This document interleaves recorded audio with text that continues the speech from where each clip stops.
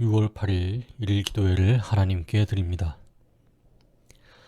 함께 읽을 성경 본문은 아모스 4장 1절부터 5절 말씀입니다. 사마리아의 산에 있는 바산의 암소들아, 이 말을 들어라. 너희는 힘없는 자를 학대하며 가난한 자를 압제하며 가장에게 이르기를 술을 가져다가 우리로 마시게 하라 하는도다. 주 여호와께서 자기의 거룩함을 두고 맹세하시되 때가 너희에게 이를지라. 사람이 갈고리로 너희를 끌어가며 낚시로 너희의 남은 자들도 그리하리라. 너희가 성 무너진 데를 통하여 각기 앞으로 바로 나가서 하르몬에 던져지리라. 여호와의 말씀이니라. 너희는 베델에 가서 범죄하며 길갈에 가서 죄를 더하며 아침마다 너희 희생을 3일마다 너희 11조를 드리며 누룩 넣은 것을 불살라 수은제로 드리며 낙헌제를 소리내어 선포하려무나. 이스라엘 자손들아, 이것이 너희가 기뻐하는 판이라. 주 여호와의 말씀이니라. 아멘. 오늘 우리의 예배와 기도를 받으시는 하나님을 뵙습니다. 말씀을 나눌 때 하나님의 임재가 우리 가운데 있기를 바랍니다. 오늘은 돌아오지 않는 백성이라는 제목으로 말씀을 전하겠습니다. 바늘 도둑이 소도둑이 된다는 속담이 있습니다. 이같이 죄로 향하는 내리막길은 때로 바늘과 같은 간단한 것에서 시작됩니다. 많은 사람들은 자신에게 찾아온 죄의 유혹과 그것을 어떻게 받아들였는지를 후회와 한탄 속에서 일기와 역사 자료로 남겼지요. 북이스라엘은 어떠할까요? 아모스 선지자는 작은 죄에서부터 큰 죄에 이르기까지 그대로 방치해 두었던 북이스라엘의 죄를 낱낱이 선고하고 하나님의 예언을 전합니다. 이 예언은 하나님의 심판의 내용이 아닌 거듭된 징계에도 불구하고 회개하지 않는 북이스라엘의 완고함에 대한 경고입니다. 심판의 궁극적인 이유는 부패한 마음으로 말미암아 죄를 지을 수밖에 없는 인간의 연약함이 아닙니다. 못된 것을 지적하면서 죄에서부터 돌이키라는 하나님의 권고를 무시하는 인간의 완고함에 있습니다. 이런 면에서 볼 때 분명 북이스라엘이 하나님의 심판을 피하지 못하게 되는 이유를 말하고 있는 것이라 할 수 있지요. 하지만 이는 다른 면에서 아모스를 통해 두 번째 예언을 듣고 있는 당시의 북이스라엘 사람들에게 지금이라도 회개하면 하나님의 심판이 돌이켜질 수 있을 것이라는 간절한 호소를 담고 있기도 합니다. 아모스는 북이스라엘의 사마리아 성에서 부유함을 누리고 있는 귀부인들의 죄를 고발합니다. 1절입니다. 사마리아의 산에 있는 바산의 암소들아, 이 말을 들으라. 너희는 힘없는 자를 학대하며 가난한 자를 압제하며 가장에게 이르기를 술을 가져다가 우리로 마시게 하라 하는도다. 아모스는 사마리아 성에 살고 있는 귀부인들을 바산의 암소라고 표현합니다. 바산의 남부는 곡물을 충분히 재배할 수 있었고 비옥한 평원으로서 풀이 잘 자라고 물도 넉넉하여 가축을 기르기에 매우 적합한 목초지로 알려져 있었습니다. 사마리아 성에 있는 귀부인들은 바산의 가축처럼 사마리아 성에서 넉넉하고 안락하며 풍요로운 삶을 살았습니다. 하지만 사마리아 성 안의 모습은 모두가 풍요롭지 못한 모습이었습니다. 사마리아 성에 사는 귀부인들은 힘없는 자를 학대하고 가난한 자들을 괴롭혔습니다. 이런 학대와 괴롭힘을 통해서 돈을 긁어모은 귀부인들은 더욱더 많은 재산을 모았었지요. 그 당시나 지금이나 권세자들은 그런 방법으로 많은 재산을 모으고 있죠. 그런데 권력이나 돈이 없으므로 착취당하는 것이 정당한 것입니까? 하나님께서는 설령 낮은 신분에 처한 사람이라 할지라도 절대로 부당한 대우를 받아서는 안 된다고 강조하십니다. 또한 이 같은 악한 일을 하는 것은 사람을 지으신 하나님을 멸시하는 것이며 하나님께 직접 범죄하는 것과 마찬가지이지 않습니까? 사마리아 성의 귀부인들은 여기서 그치지 않습니다. 그들의 죄에 대해서 부끄러움을 느끼기는커녕 자신의 남편들을 향해 이렇게 말합니다. 술을 가져다가 우리로 마시게 하라. 이 뜻은 무엇입니까? 방탕한 잔치를 열자, 성대한 연회를 베풀어 함께 즐기자 하는 말입니다. 죄를 지었음에도 조금도 부끄러워하지 않는 그들에게 하나님은 자신의 거룩함을 두고 맹세하셨습니다. 주 여호와께서 자기의 거룩함을 두고 맹세하시되 너희에게 이르지라 사람이 갈고리로 너희를 끌어가며 낚시로 너희의 남은 자들도 그러하리라. 너희가 성 무너진 데를 통하여 각기 앞으로 바로 나가서 하루 만에 던져지리라. 여호와의 말씀이니라. 아멘. 갈고리와 낚시로 사람을 끈다는 말은 전쟁 노예를 표현하는 말입니다. 북이스라엘 멸망 때 아수르의 군사들은 침략한 나라의 백성들의 입에 구멍을 뚫어 고리를 연결한 후 재갈을 물렸습니다.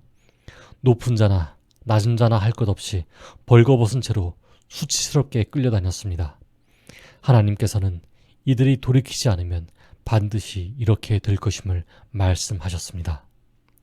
그러나 북이스라엘의 멸망이 결국 역사에 기록되었으니 얼마나 비참하고 안타까운 일일까요? 하나님께서는 4절과 5절에서 다음과 같이 말씀하십니다.